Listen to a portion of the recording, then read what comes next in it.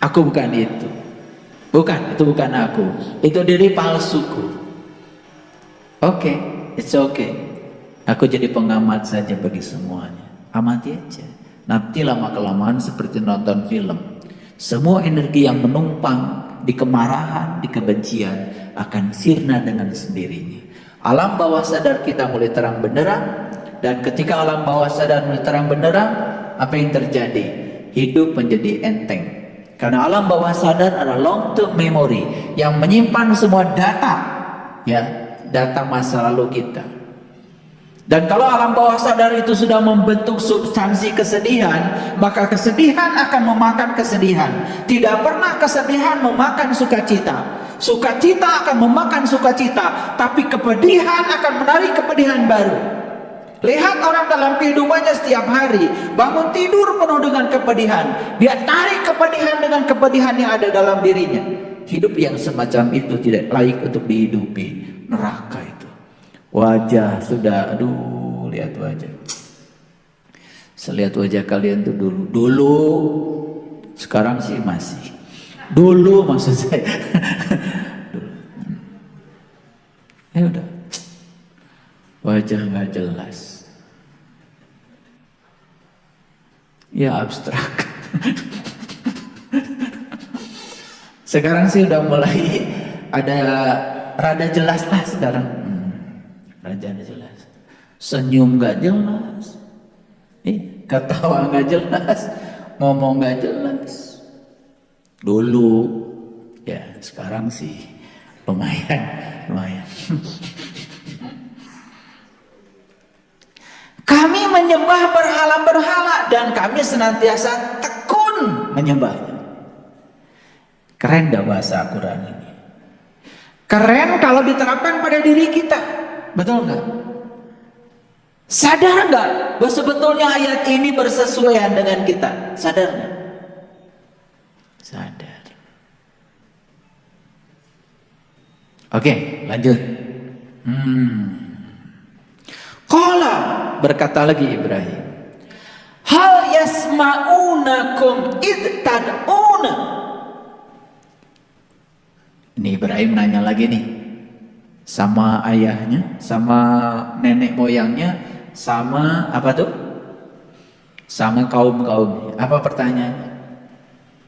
Hal yasma'unakum, apakah berhala-berhala itu bisa mendengar kamu?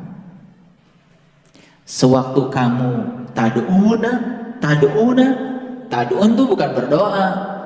Sewaktu kamu menyerunya, semasa kamu mengundangnya.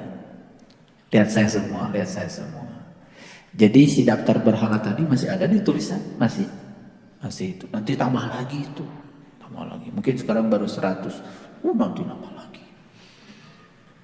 Nah, si yang 200 itu nanti kalau udah jadi 200 tuh tanya,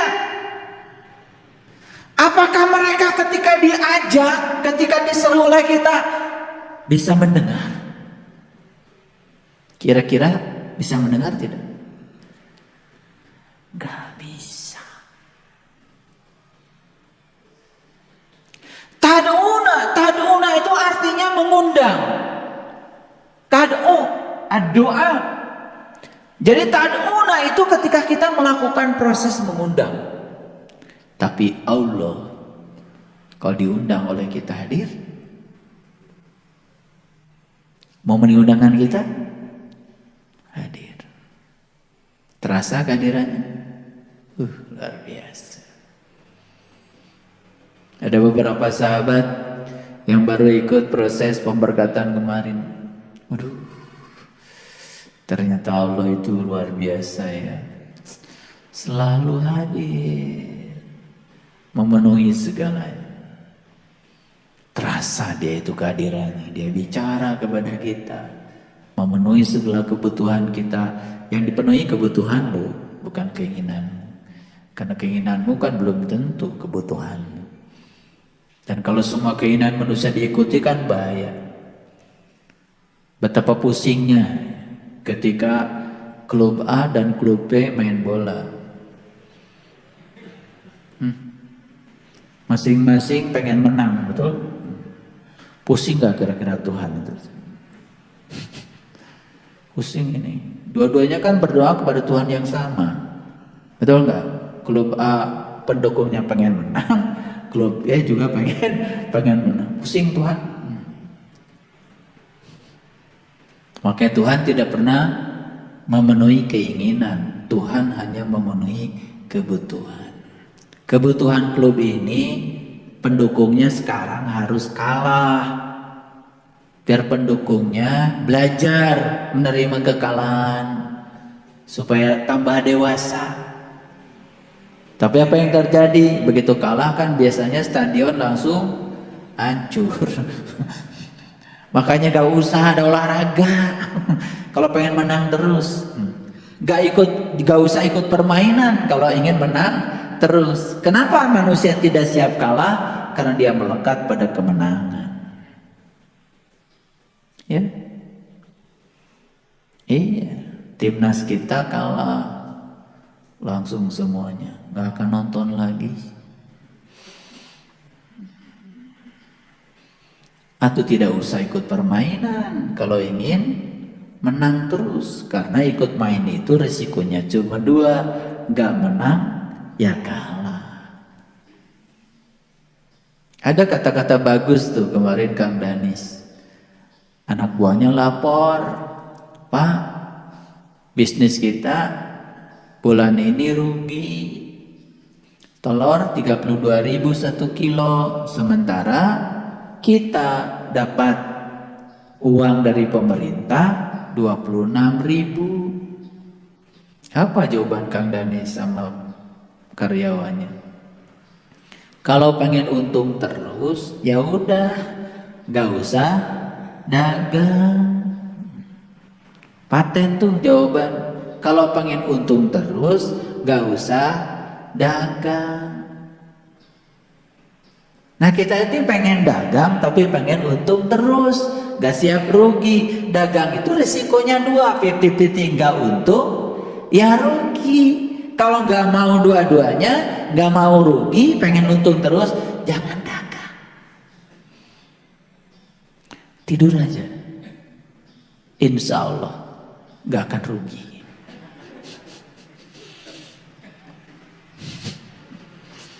Ya, jadi suka melawan hukum alam, aneh. Kita lanjutkan. Jadi tadi pertanyaan kan dari Ibrahim pada siapa? Pada mereka-mereka yang menuhankan berhala tadi. Apakah berhala-berhala kamu itu bisa mendengar? Jawabannya apa? Ya jelas tidak dong. Tapi kok selalu didengarkan? Padahal tidak bisa bicara. Ayat berikutnya, au yanfa'unakum au yadurrunakum. Apakah mereka bisa memberi manfaat kepada kamu? Apakah mereka bisa memberi mudarat kepada kamu? Jawabannya pasti tidak. Itu yang 200 daftar berhala itu pasti akan dapat jawabannya. Qalu, mereka menjawab, bal wajadna aba'ana kadzalika yaf'alun. Sebenarnya kami hanya mendapati, hanya melihat leluhur-leluhur kami dulu ya begini. Betul? Jadi kan sebetulnya kita ini selama ini menjalani hidup itu produk dari apa yang diajarkan lingkungan kepada kita, produk dari apa yang diajarkan mereka yang telah duluan datang ke sini. Betul? Betul. Kalau di sebuah keluarga ada tradisi seperti ini, semua keturunannya ngikut. Kalau di masyarakat ada tradisi begitu, semua ngikut. Kalau di masyarakat itu baca Yasin pakai speaker, semua anak cucunya kalau baca Yasin pakai speaker. Kalau nggak pakai speaker, rasanya nggak baca Yasin.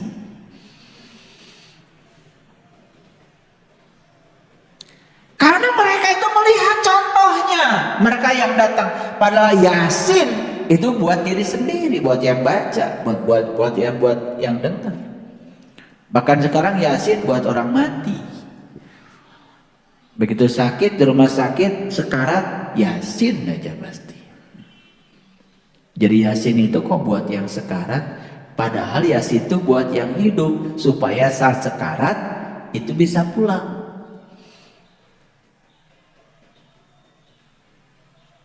Nah, karena contohnya seperti itu, terus saja contoh itu menular. Makanya jawabannya tepat kan? Apa yang dikatakan mereka?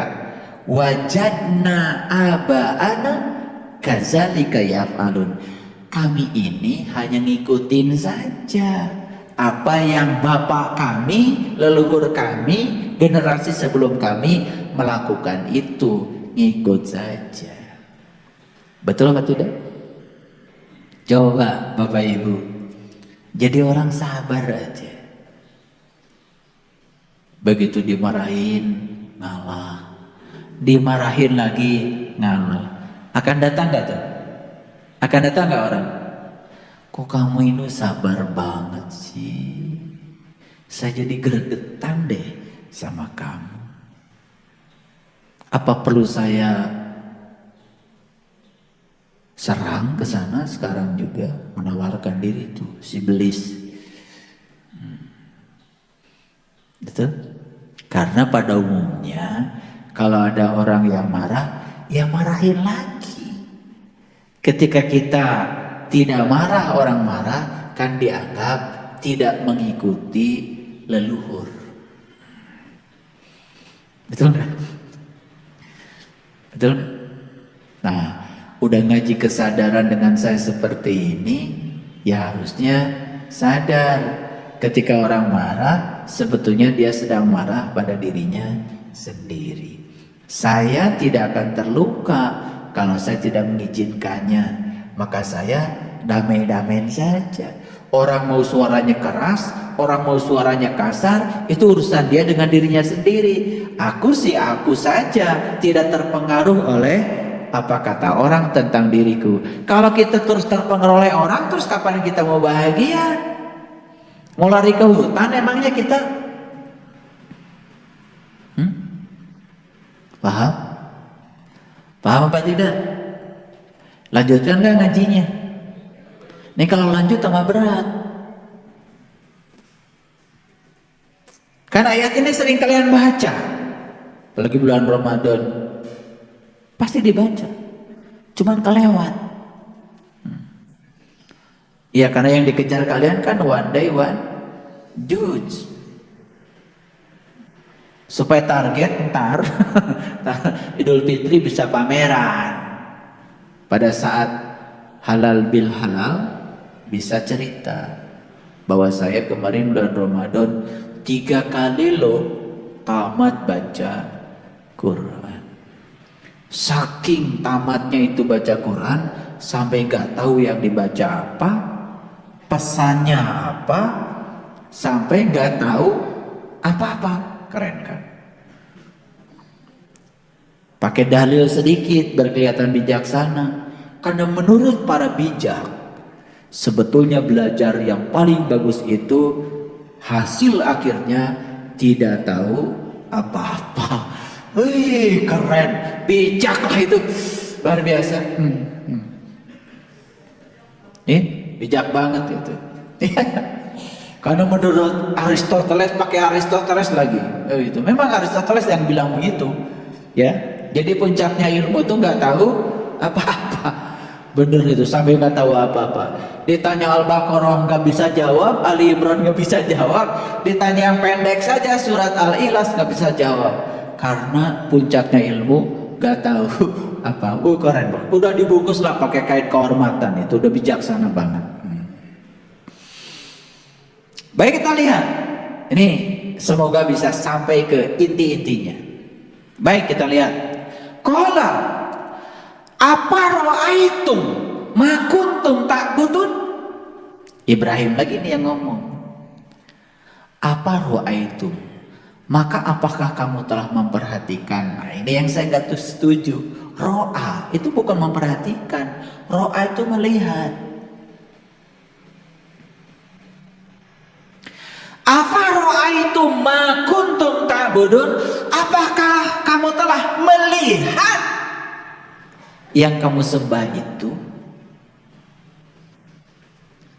Ini diplesetkan aja sedikit, memperhatikan, kacau. Tetapi kan kalian adem aja baca terjemahan ini, betul? Coba kalian baca terjemahan ini, adem aja, gak ada yang mengganggu di sini. Kayaknya saya yang aneh, karena saya begitu membaca terjemahan ini terganggu. Karena ro'a itu bukan memperhatikan, ro'a itu melihat. Dan pertanyaan dari ayat ini adalah, Ibrahim itu nanya tuh sama si orang-orang ini, apakah yang kamu telah, ya, maka apakah kamu telah melihat apa yang telah kamu sembah? Jadi ayat ini memberikan sebuah pesan, yang kamu sembah itu harus kamu lihat.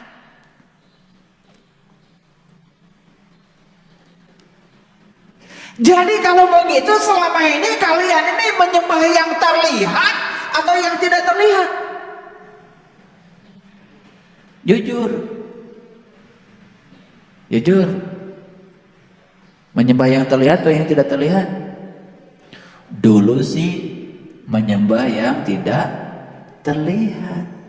Sekarang betapa nikmatnya ketika kita bisa menyembah yang terlihat. Keren banget itu.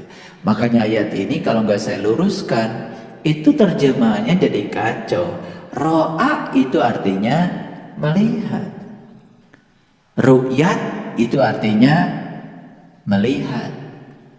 Oh, bulan belum terlihat karena di ru'yat nggak terlihat.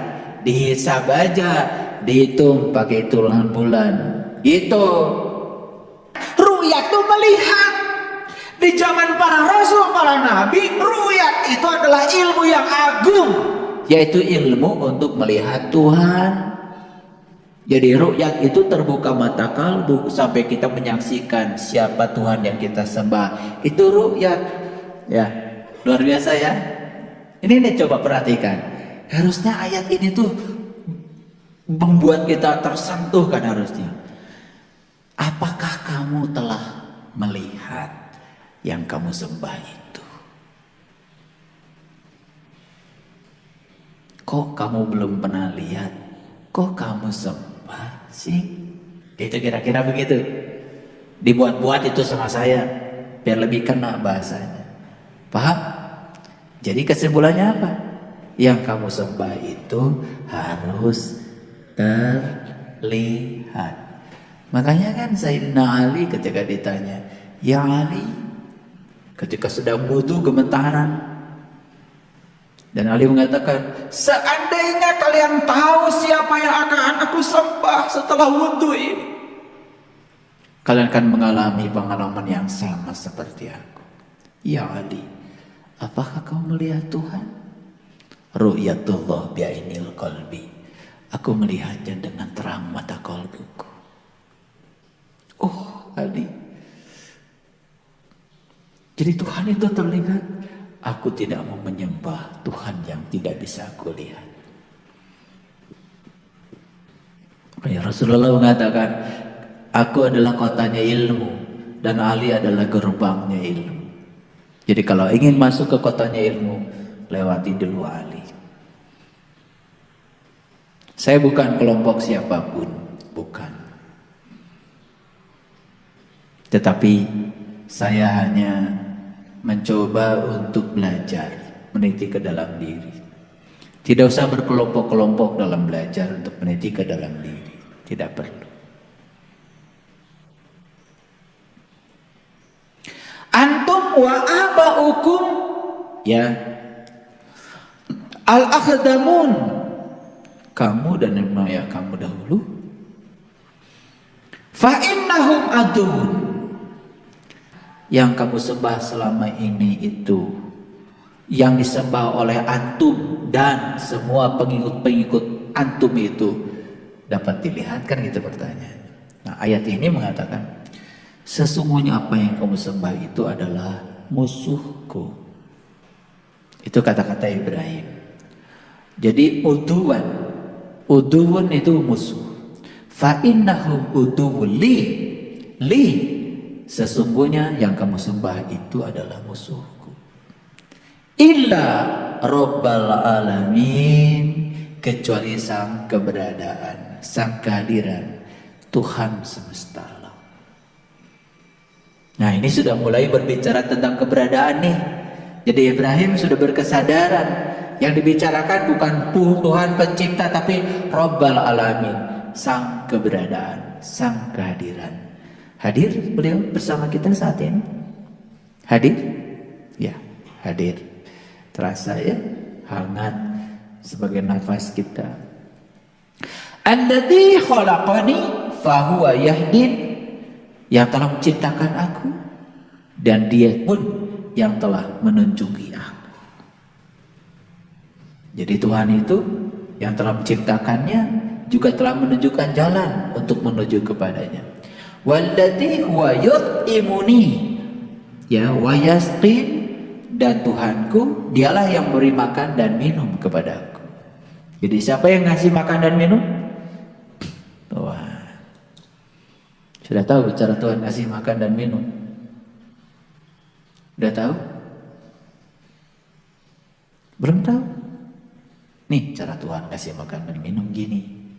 Saya kasih contoh.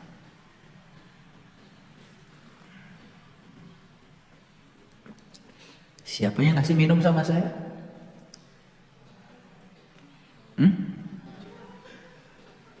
Siapa yang kasih minum sama saya? Siapa yang minum tadi? Bingung kalian? Yang minum dia, yang ngasih minum dia. Emang tangan saya bisa ngangkat gelas tanpa kehadirannya?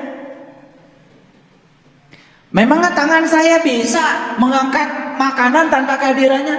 Memang tangan saya bisa diginikan tanpa kehadirannya? Inilah pertemuan antara kudrat dan iradatnya dengan kudrat dan iradat yang dititipkan kepada saya. Karena bagian dari dirinya sudah ditiupkan menjadi rohku yang ada dalam diri saya. Beliau maha kuasa, kuasanya sudah diberikan pada kita. Saat kita ingin menunjukkan kuasa, kuasanya beliau bekerja. Saat kita punya kehendak, kehendaknya beliau bekerja. Begitu saya pengen minum, langsung beliau itu mengabulkan. Lihat, saya pengen minum.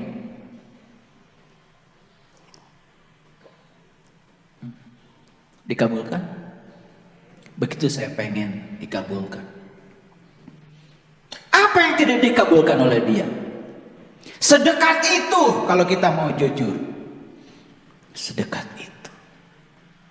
Tangan kita tidak pernah bisa berbuat apa-apa tanpa kehadirannya. Kenapa kalian itu selama ini mengalami ilusi keterpisahan? Kenapa menyatakan Tuhan itu jauh? Sedekat itu dia bersama kita. Bahkan saat minum pun kalian tidak sadari. Siapa yang ngasih minum itu? Aku, kata Tuhan. Siapa yang ngasih makan pada kamu? Aku. Coba belajar nanti kalau minum makan itu sadari. Yang ngasih minum adalah aku. Yang ngasih makan adalah aku. Ya, ayo sadari. Yuk sadari. Saya mengajak kalian untuk merasakan kehadirannya setiap saat. Saya merasakan kehadirannya sekarang di dalam diri saya. Sebagai medan energi yang bergerakkan saya. Saya tidak bisa bicara seperti ini. Tidak bisa duduk seperti ini. Tidak bisa melihat kalian seperti ini. Tanpa kehadirannya. Alhamdulillahi Rabbil Alamin. Wa iza maradtu fahuwa yasfin, dan apabila aku sakit dia yang menyembuhkan aku. Lihat kata-katanya. Ketika aku sakit, Sakit itu dari mana? Dari aku, bukan dari Allah. Allah tidak pernah menciptakan sakit, tidak pernah menciptakan penyakit. Ketika aku sakit, sakit itu urusanmu dengan dirimu sendiri. Profesor Kazuo Murakami menyatakan sakit itu kontribusi jiwa yang kotor 50%. Sakit itu kontribusi pikiran yang keliru 25%. Sakit itu dari hubungan sosial yang terganggu 15%. Jadi kalau jiwanya kotor, pikiran pasti kotor, hubungan sosial terganggu, sudah pasti rubuh tubuhnya. 50%. Tambah 25%. Tambah 15%. Sudah 90%. Gaya hidup, makan sembarangan itu cuma berkontribusi pada kesehatan itu 10%.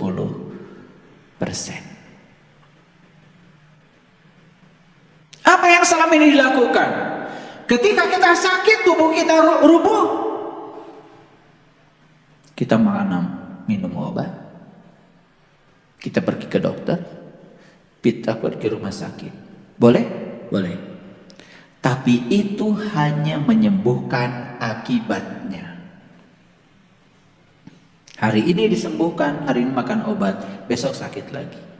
Karena kita menyembuhkan akibatnya.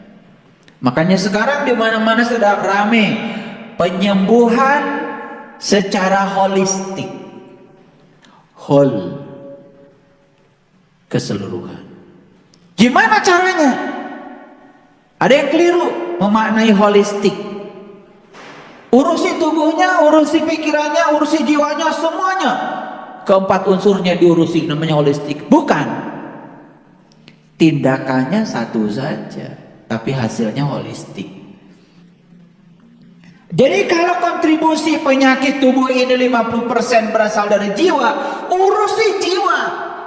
Siapa jiwa? Siapa jiwa? Dan ketika kamu sakit, Dia yang menyembuhkan aku. Ketika aku sakit, Dia yang menyembuhkan aku. Gimana cara proses menyembuhkan diri kita? Tingkatkan saja kesadaran jiwa kita.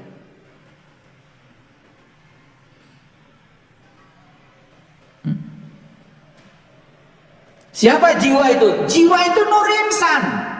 Nur Insan itu punya bosnya, namanya Nurullah dan Nur Muhammad. Izinkan Nur Insan itu mengakses Nurullah dan Nur Muhammad. Izinkan jiwa itu bersyahadat kepada Allah dan Rasulnya. Izinkan dia untuk mengakses alam-alam yang tinggi. Saat dia mengakses alam-alam yang tinggi, jiwa menarik energi dari kemurniannya sendiri.